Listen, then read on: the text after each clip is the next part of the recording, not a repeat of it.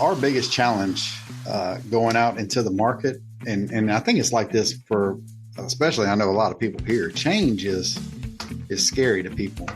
But I mean, sometimes you just got to be open to change to get good results. Hello, welcome to Bottled Up. This is our first episode of 2024, and I decided that I kind of wanted to do something different with this first episode of the year. I've been pondering on whether or not I wanted to kind of showcase some of the team members here at Allen Beverages. And so today, we're lucky to have two of our team members here at Allen Beverages. We have Duane, Dyess, and Jesus Ramirez on the show, and we're going to kind of talk a little bit about the history of their time here at Allen Beverages, what their responsibilities are, some things that they like about working here, and that kind of thing.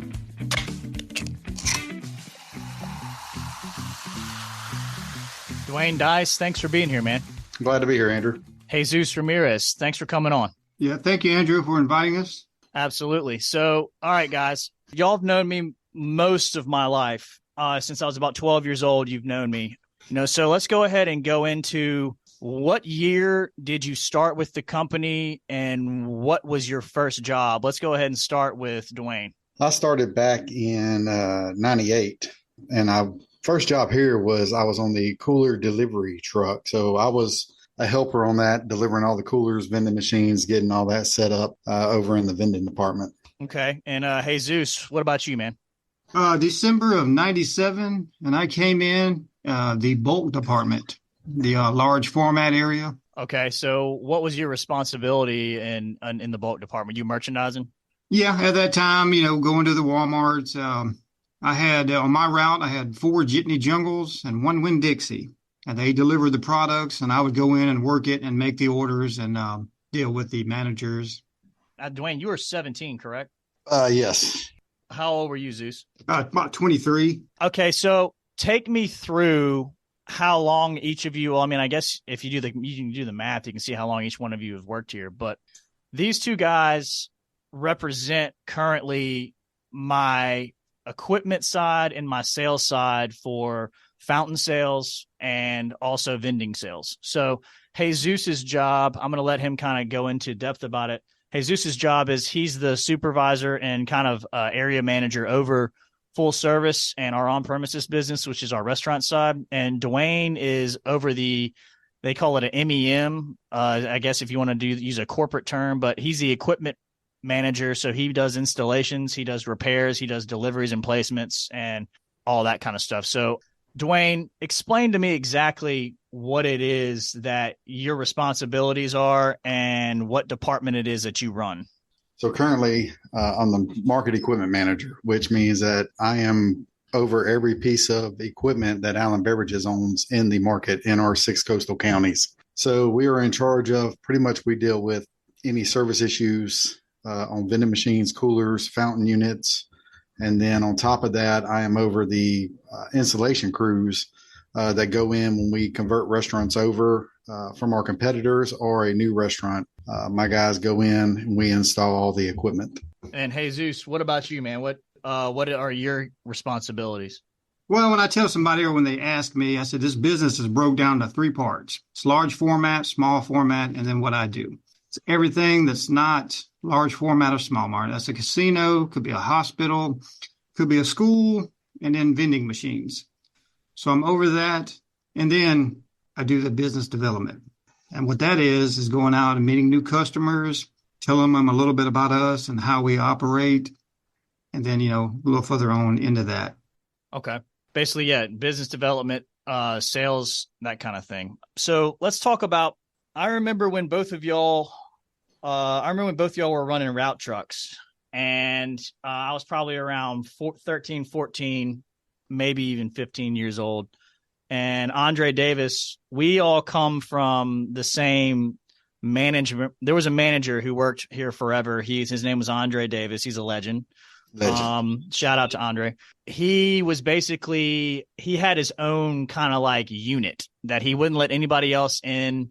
And y'all can chime in if you want to talk a little bit more about it. But he kind of had like a silo of drivers, and he was over, not only was he over the drivers, but he was also over the vending and mechanic side. So he basically had it all underneath his thumb. And that's kind of where we all cut our teeth with Allen Beverages in this company. So we kind of share that mindset and that pressure of coming up underneath Andre. And describe a little bit your time as a route driver. And either one of y'all can go, but describe a little bit your time as a route driver and what it was like, and just kind of what it was like coming up into the ranks.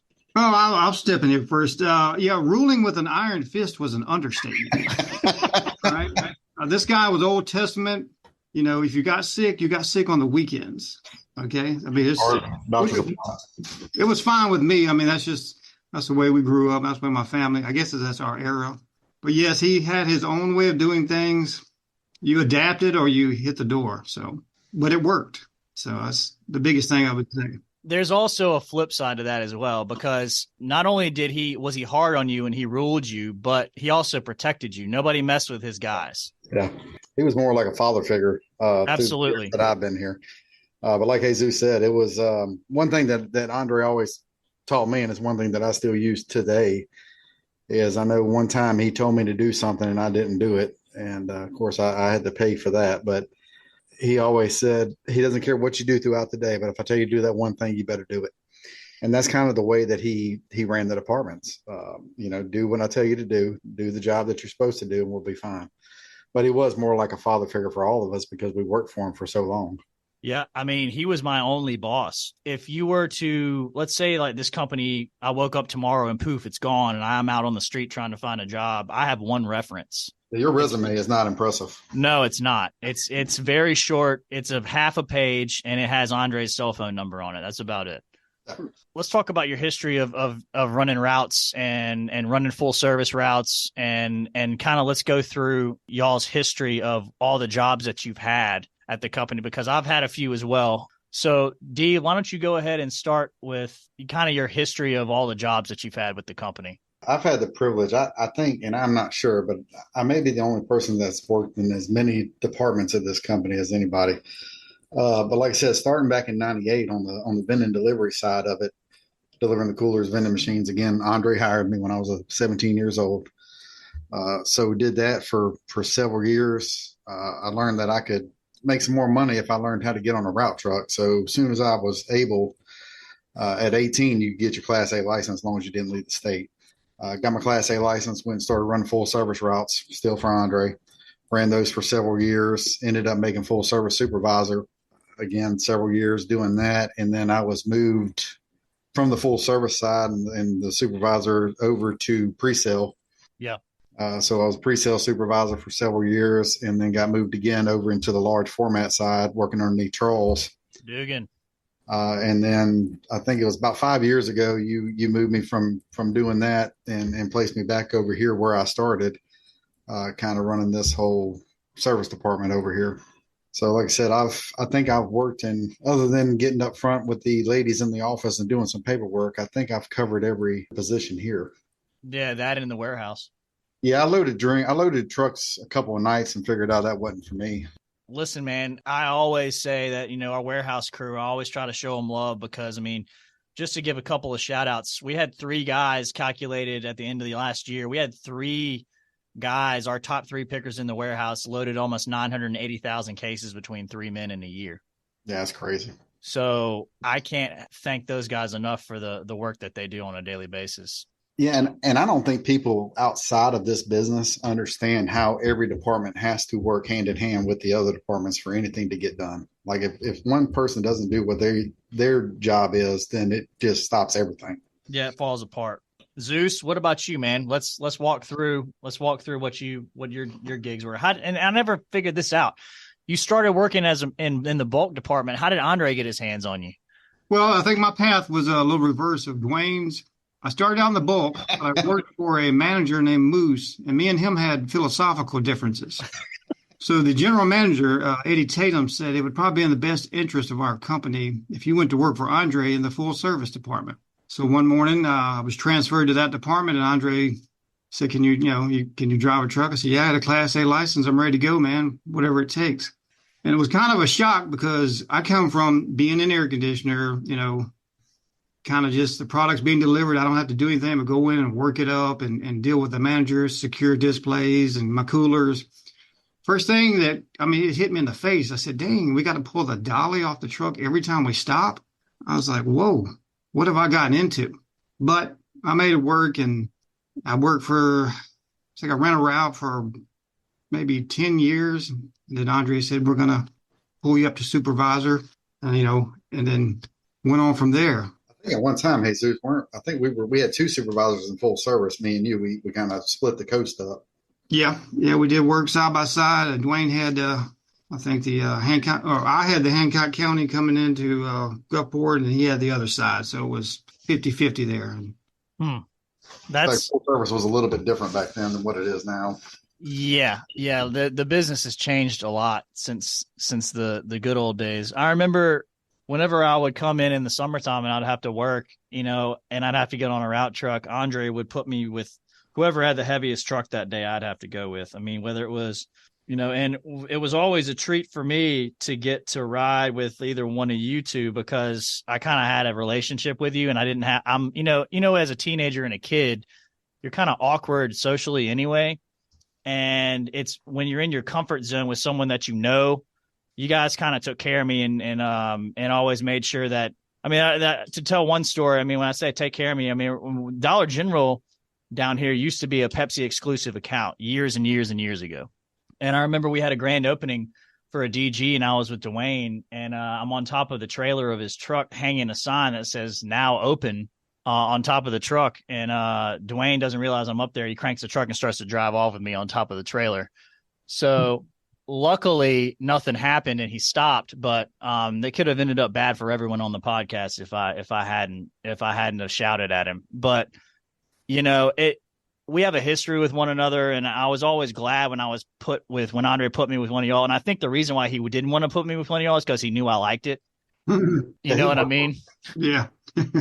He doesn't want you to be like, boy, why are you smiling when you come in? It's like, it's like, but I always appreciated the fact that I got to ride with y'all and, that history there. That was back when we used to deliver to, all the Hardee's and Taco Bells and KFC's and all that stuff. So, well, I think Jesus and I both knew for our career it would be good to take care of you. Yeah, for sure. Well, I thoroughly appreciate that, D. That makes me feel good. Okay, so we kind of gone into a little bit of the history of what jobs you guys have had and kind of spotlighted what all that entails. But let's talk about a little bit of let's talk about the culture. Kind of give somebody a sneak peek behind the curtain of what it's like to work here. And I know that in the back of y'all's heads, y'all are thinking that everybody who works here, all of our guys who we see on a daily basis, are going to be listening to this. So you are going to want it to say things a certain way, but I want y'all to really be honest. And don't be honest just because it's me on here. Tell the listener, y'all can go one at a time, but kind of tell the listener what it is that you like about working here, what the culture is like, and just to kind of give them a sneak peek. And this is for anybody who wants to come work here. This is legitimately what it is. So y'all can go ahead. Let's start with Zeus. All right. Well, just not getting too far behind the curtain. After I went to Harrison Central and I graduated and went to South Alabama, and I was in a Sigma Chi fraternity. It's something kind of like that where you're in it with a group of guys and your ideals and everything. You're all focused towards the same thing. And the other thing is that our group of managers have all been here. There's some more than me, like 35 years. And then with us doing this business every day, kind of galvanizes you, and like Mike Hinton, he's seen me come in from the door. He's seen me grow, that's a bond that you can't make it up. You can't falsify it. It's just there. I could call Mike right now and say, hey, Mike, I need you. He'd be there for me. Jeff Jr., Charles, all of them, it's Jerry. It's just once you do this for a period of time, you're galvanized. And that's the best way I know how to describe it. Same thing with Duane. Duane needed me, I'd be there. But once you go through the things that we go through daily, seen the things we've seen, experienced the stuff that we've been through, it's like, man. It's kind of like, I don't know. I don't want to just I don't want to describe it, but I mean, we spend a lot more time. We almost spend more time with each other than we spend with our families. Oh, definitely. It's, Yeah, absolutely. it's family, right? Yeah. Family. I mean, that's for me. I don't know the last time that I've gotten up and had to go to work. And I think we've all said that, working here in the past, but it's the truth. When I get up in the morning, I'm going to, a place that, yes, I do work. I do collect a paycheck from, but I'm going to a place that I have family there. And like Zeus said, after 20, something years, 26 years, working with the same group of guys, same group of managers, it's not work anymore. This is what we do. This is what we love to do. And that's what we do every day. For me, any job's got tough times that you got to get through. And for me, getting through the route trucks and having to deal with the summer down here is brutal when you're on a truck. But, once you get past that point, you start moving up, the job becomes, like I said, not so much of a job, just something that you go and you enjoy doing. For my kids, they've never known anything other than this business for me. If you ask them where I've worked in the past, they couldn't tell you because it's been here the whole time. So, this job and being family, when you need something done or you need to go do something, you're able to do that. Like Jesus said, if I need him, I can call him, whether it's at work or whether it's away from work, he's going to be there. No different than any other supervisor or manager here. Yeah. I always try to tell people, and the proof in that concept that you're talking about, Duane, is when like someone from the outside from PepsiCo, like our franchise development manager, who's our liaison for PepsiCo, comes in and they are kind of enveloped in what you talked about, where like they get to experience that family type atmosphere. They all say the same thing. They always say that we are the most tight knit family like group out of all of their bottlers that they go to. And what brings that up, Andrew, and I'm going to point this out, is after Katrina, and this is something that has stuck with me, and I think he did it for everybody else here. But after Katrina, when we came here and trying to get the Gulf Coast going back again, your dad was at my house putting a tarp on my roof. Yeah. So I don't know that there is any other owner or company that would go to that extent for their employees while they are at work. He's got a crew out trying to take care of your house. Yeah. Yeah. I think he also did where if anybody donates money, whatever amount we donate in a certain period of time, he matched it. And that was what saved everybody's roofs. Like, especially all the employees, I remember there were employees who rode Katrina out at the facility, and not just one family, it was multiple families. I think it was like 5 or 6 families that were inside the facility during Katrina. Mm-hmm. And there's so many stories that are similar to that. And he kind of taught me that, and I've said this on the radio. I've said this in public places and forums, and this is not BS. I'm serious when I say it, is that people ask, what's your favorite part about working? And it's hands down, it's the people I get to work with, That's my favorite part is, it's not just work, because we kind of intertwine with our personal lives and, our work lives. That's kind of all intertwined together at this facility. So, and we got to take care of each other. It's one of those things that and I've said this as well, my job as a GM and president is not to only run the company. My job is to take care of the employees and take care of y'all. And if I do that, y'all will take care of the company, and then the company will take care of everybody, So that's kind of how I've always looked at everything, Well, I want to kind of get into a little bit of, we've been kind of focusing, I don't want to say focusing, but yeah, we have on, getting our name out there. We've done a lot. We've emphasized a lot more ads. We've emphasized a lot of advertising to all of our wonderful restaurant partners on the Mississippi Gulf Coast, and not just restaurant partners, but just any fountain customer, casino, trampoline park, anything like that. And we always make an effort to over service that customer. I kind of want to get a mindset and kind of like what you guys think is the most important thing when it comes to servicing a customer. Let's just go into that a little bit about kind of our mantra and what we try to do here at Allen Beverages.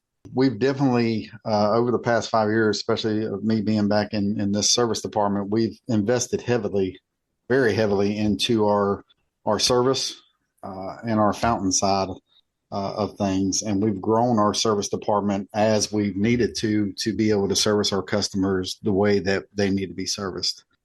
Typically, especially on our fountain side, we're going to have you taken care of within a couple hours, if not sooner.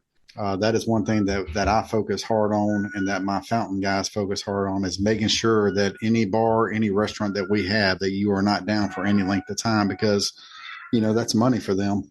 So that is something that as the service department, we focus hard on. Yeah. And the one thing I always talk about, things that I can control and can't control. The one thing that we can control is our level of service, how hard we're willing to go. We offer 24-hour service for our fountain customers. You can call us at 8:00 at night. And we also make sure that when you call us, you have a cell phone number of someone who's going to answer and they're going to help. It's not going to be a situation of where, hey, I'm in a dinner rush. My bar gun's down.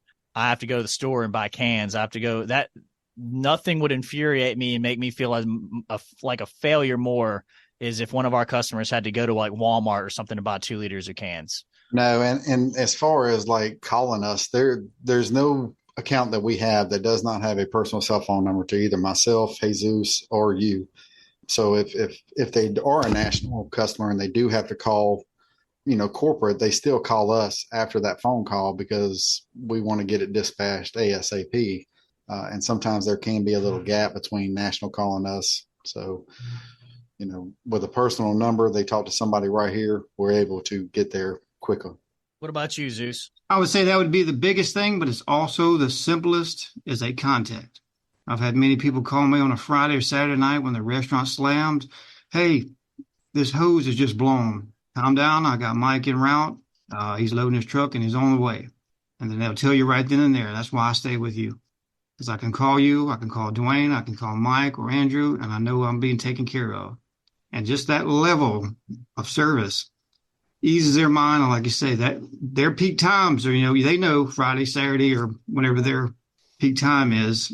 If something happens, we're on it.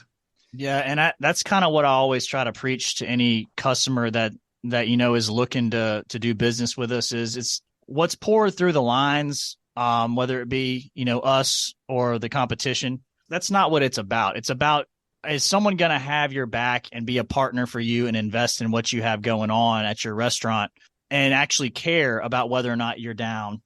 Right. Whether you're pouring us or somebody else, it doesn't matter what you're pushing through the lines. It matters whether the lines are going.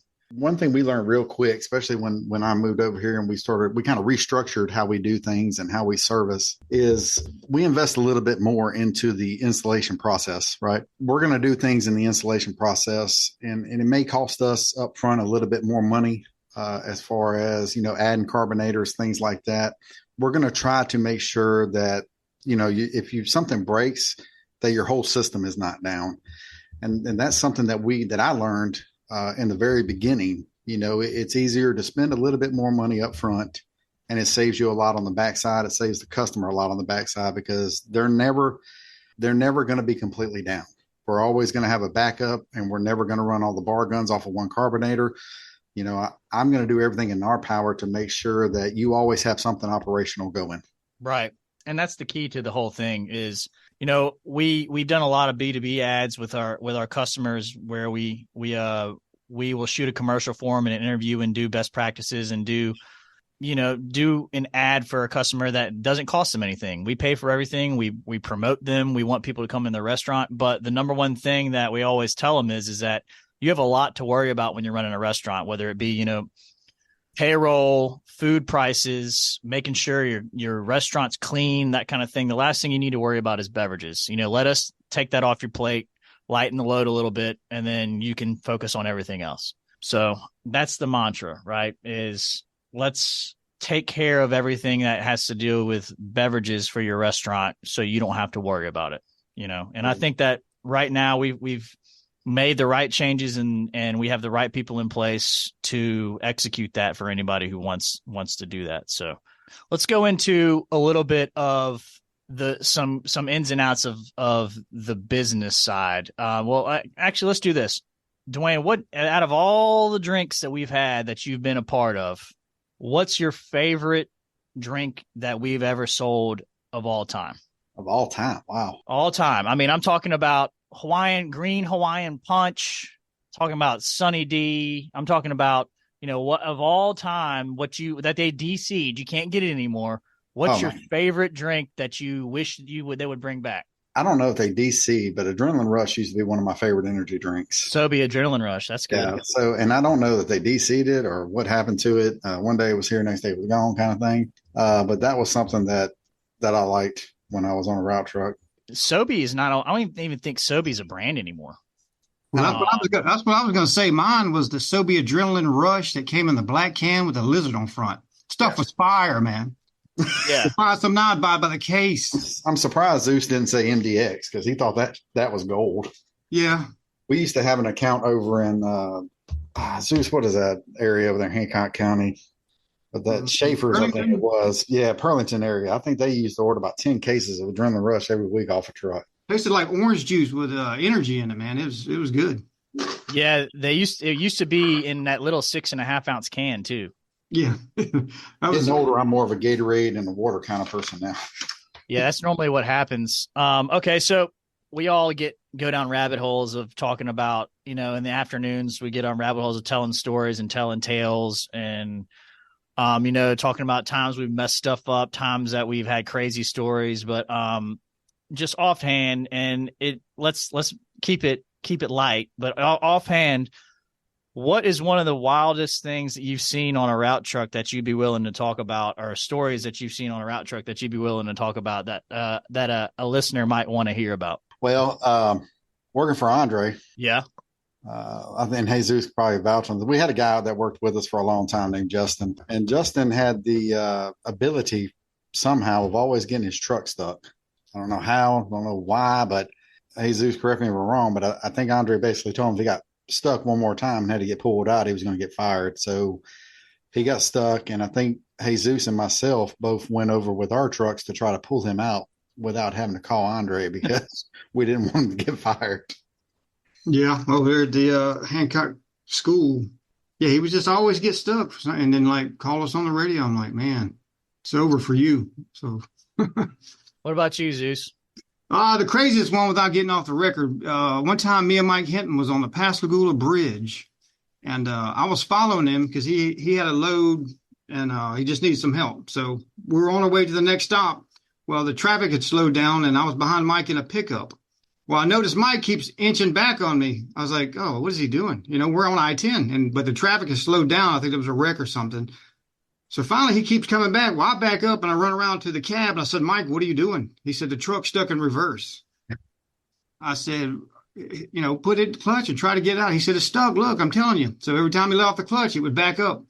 I said, well, look, just do this. Put it in neutral. Let it roll back. I'm going to back up, stop traffic, and you get it to the shoulder. And we'll have to call this thing in to get towed. But being on I-10 right there on that bridge, that could have been disastrous. You're trapped. I was scared. I was like, man, just let it roll back and get it to the shoulder and let's park this thing and get out of here. So it was scary. Yeah, I've been with Mike in the situation. We were on a route truck and we were up in outside of Picayune, and we had a similar situation where the truck was overheating, and I think it was in a run where some accidents had happened or something where Andre had the iron fist down so that anybody breaks anything next, it's going to be you, that kind of thing. And the truck kept overheating, so we had to go back to our last stop and try to fill up the radiator with water. It was so hot that you open the hood and you try to get the radiator cap off and it shoots up and hits the hood, kind of situation. Yeah. And I remember Mike was saying was, I can't let Andre hear it. I don't want to let Andre hear it. We ain't going to let this truck. So he's rubbing the dash of the truck, trying to caress it to where it won't overheat. We finally get back and the truck's going to overheat again. So we had to get towed back, but that was a long day. I ran out of fuel one time working on full service and had to make that phone call to Andre, and I wasn't necessarily where I was supposed to be. That wasn't a good conversation. Yeah, it was a tough one. Yeah. Yeah, I think y'all being supervisors under Andre, you're like his sons, and he kind of treated y'all like that. And remember when he told y'all I'm going to leave he would leave at 4:00 or 5:00 no matter what. This is a good one. And Zeus, you tell it. Well, we kept, I think, leaving a little early, but he left at 4 every day, no matter what. And I think me and Duane was leaving, and he was looking for us one day about 3:30, and he said, "You guys better let me know where you're at every day." So from here on out, it didn't matter if it was 6:30, 7, 8. We were calling him, "Andre, we're here. Andre, I'm over here." He said, "You can stop calling me now." He said, "You're taking this too literal." I was like, "You say call you." He would go to sleep at like 6 o'clock. Yeah, that's the thing you got to understand we would wait until 9 to call him. Right. He'd be asleep by then. He wakes up at 2:30 in the morning. Yeah. We would purposely wait to call him so we could wake him up. Yeah. Well, guys, I appreciate you coming on. If there's anything that is there anything that y'all want to get out there to the listeners to kind of say, or if there's anything that y'all want to talk about that you feel like we haven't talked about or anything like that? I think, from the service side and if you own a restaurant or something, be open-minded to giving us a shot and sitting down and talking with us and let us prove what we've built here, with the three of us working together, and give us a shot to come in and save you some money and provide you good service. What about you, Zeus? Yeah, the biggest thing is just kind of hit on what Duane said there is give us a shot. People are coming to your restaurant for your foods, and we have testimonials and stories of customers that have switched, and it has worked, and it has worked well. Our biggest challenge going out into the market, and I think it's like this for, especially I know a lot of people here, change is scary to people. But I mean, sometimes you just got to be open to change to get good results. Yeah, and I think a lot of people, one of the other things that people are worried about too is they feel like they're going to be down and they're going to miss business if they switch because the install is going to take so long. Explain, Duane, if someone was to switch, like let's say we schedule an install with them, how does that process work and how long does it take for us to flip them? So once we get it sold in, and Jesus goes in and me and Jesus work hand in hand, once he goes into the customer, sometimes I'll be with him, but after that, we'll go and survey it. Typically, we carry and we stock enough parts and equipment in-house to be able to switch anybody over at any given time. We always, when somebody decides to change and they want to do it then, we want the ability to be able to do it then. But we work around their schedule. So whatever time is best for them, whether it's at night and it's an overnight job, whether it's one day when they're closed during the week, whether it's on a weekend, a Saturday or Sunday that they may be shut down, we come in at whatever time they tell us. Like I said, if it's at night and they don't want to be down at all, we come in when they close. When they come in the next morning, they're right back to doing their day-to-day process. They're just pouring our product instead of the competitors. So it's relatively easy, as far as the business owner, because we're not going to interrupt any of their business doing it. And we're going to handle everything from start to finish.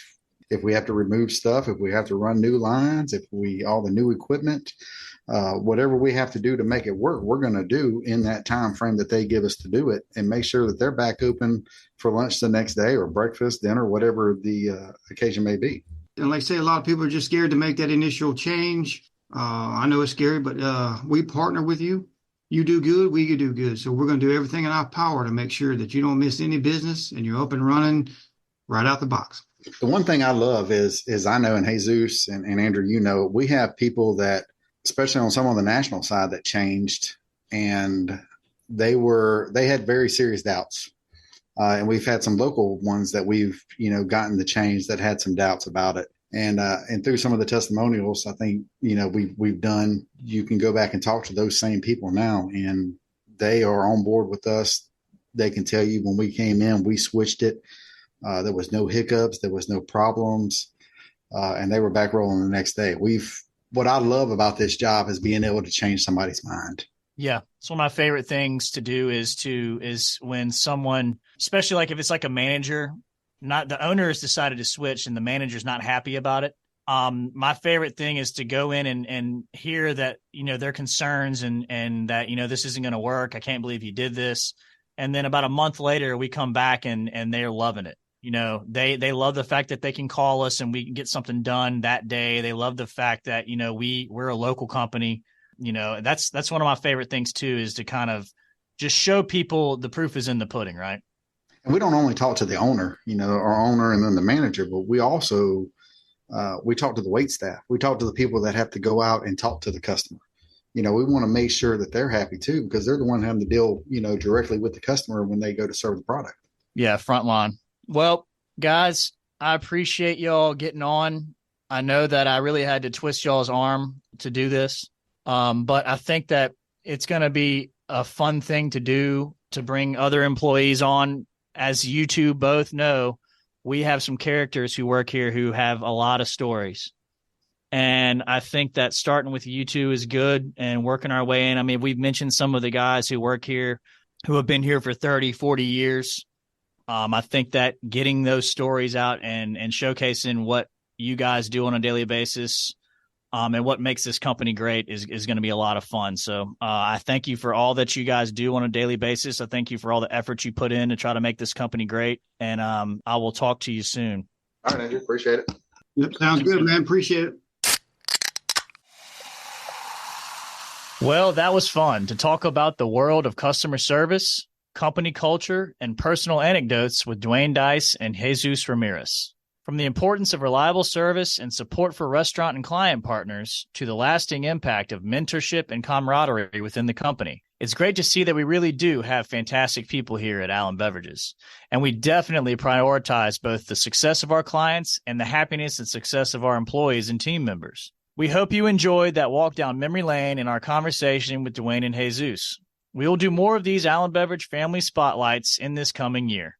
And as always, thank you for tuning in to Bottled Up, where we pop open the stories behind not just our business, but other great and local businesses on the Mississippi Gulf Coast. Thanks so much for listening, and stay tuned for more exciting episodes. And remember to always support your local businesses, bars, and restaurants. Cheers. Thanks for listening to the Bottled Up Podcast. Want us to deliver this show to your email inbox as they drop? Want to tell us about how you like the show? Or do you want to tell us about a Gulf Coast business or restaurant that you'd like for us to spotlight in any upcoming episodes? Email Morgan Wheeler at mwheeler, MWHEELER at abevinc.com. That's ABEVINC.com. Want to know more about Allen Beverages and how we work with our clients, partners, and vendors? Check out allenbeverages.com. This show was edited and produced by Johnny Gwynn and Deep Fried Studios.